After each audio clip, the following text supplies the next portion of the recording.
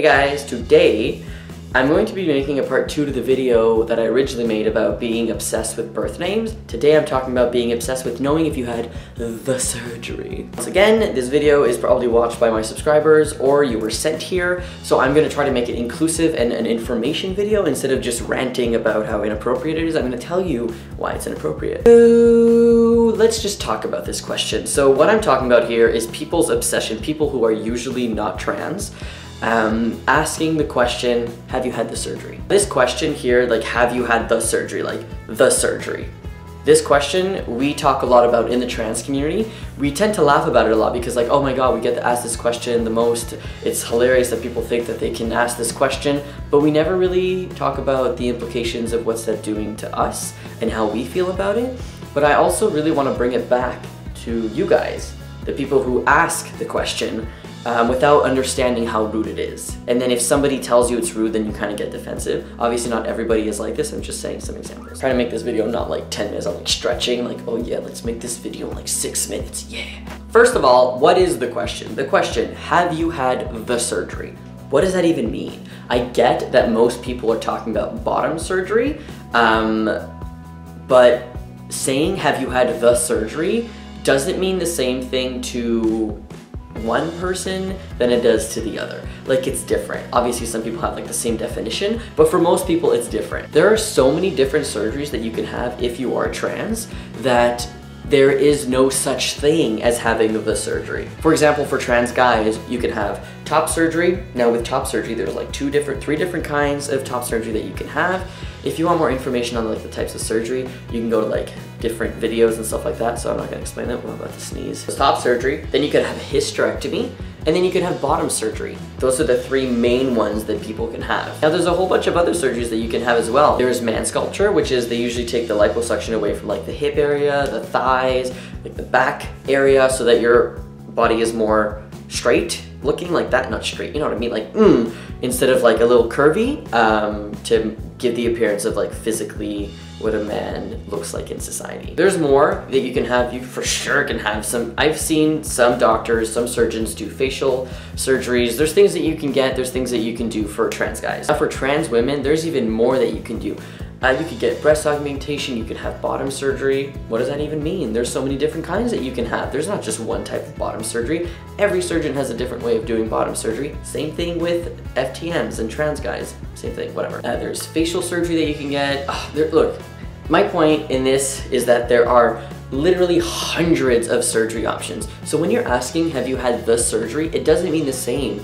When you're asking me, have I had the surgery, I'm thinking that you're talking about top surgery. I have definitely had top surgery. Yes, thank you for asking. But I know that what you're looking for is bottom surgery. You want to know if I have a dick. I get it. And that's where the problem lies. The issue here is that people are equating manhood, manliness, masculinity with a penis. Now, you will not be seen as a full man if you don't have a penis. That's why people, so have you had the bottom surgery? Most people are curious because they want to know if you're a full man. Now I get that this is not everybody that asks this question, but I'm just simply pointing out this is what I've seen in society, and I've talked to people about this, and this is the feedback that I've gotten, and of course I've like talked to them about what I'm talking about now, like inappropriate, you need to stop. So equating a penis with maleness completely, I'm looking for a word, I can't find it.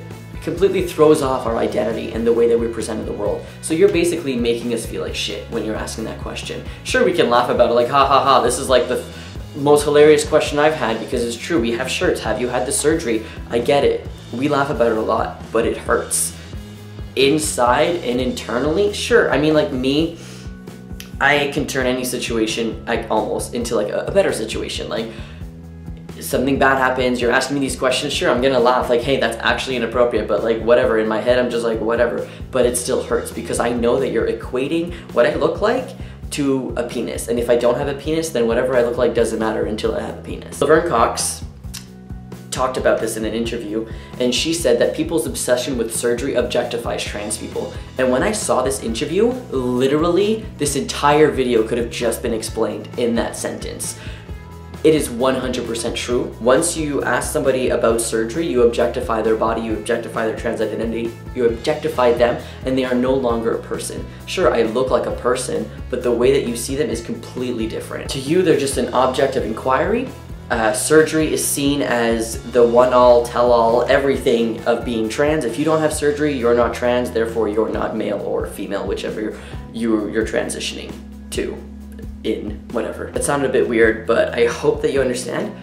I am not making this into a rant video. I'm simply just explaining that asking us if we've had the surgery or if you've had surgery at all is inappropriate. Understand once again that you're curious and you want to know about trans people.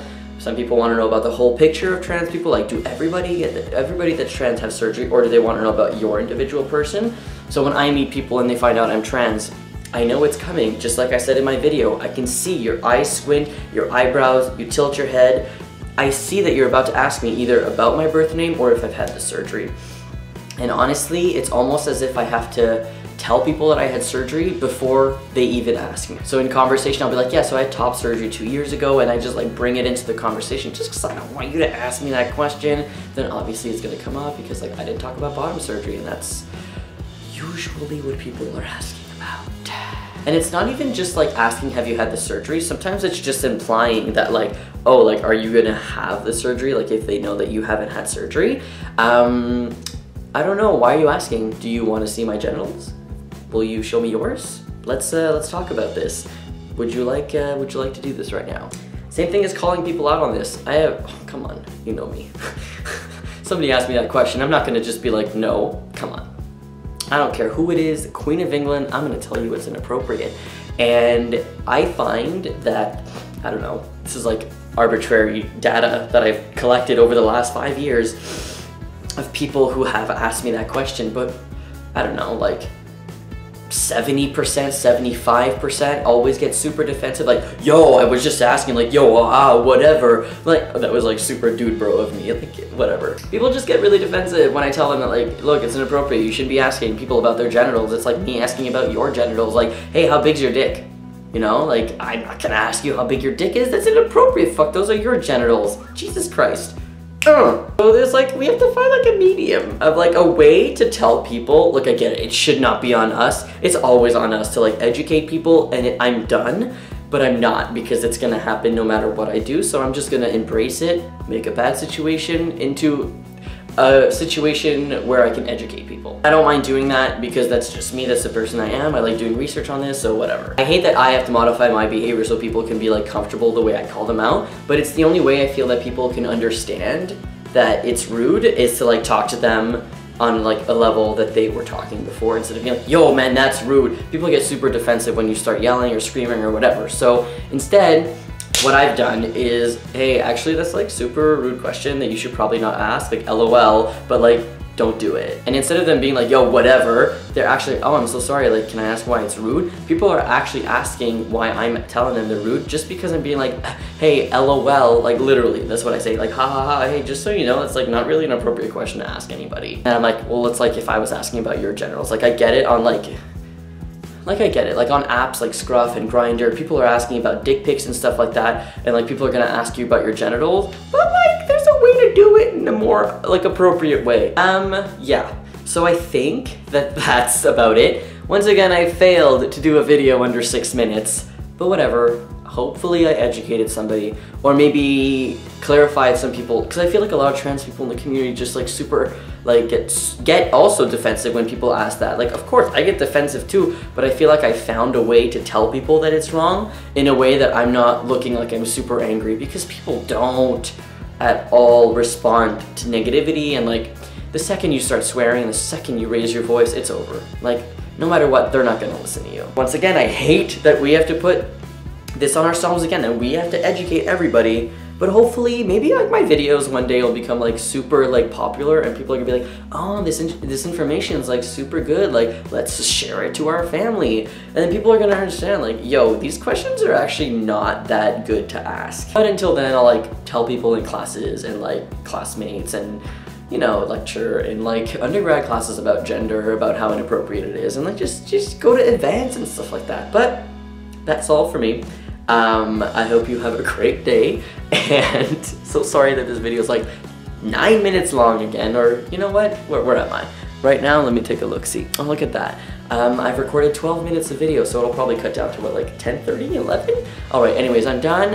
If you have any topics, whatever, hopefully it's helped. I don't even know what we're talking about. Okay, have a great week. So, if you're a person who asks people's birth names, don't. Please God, stop it. I get that you're curious. I get that you have that look in your eye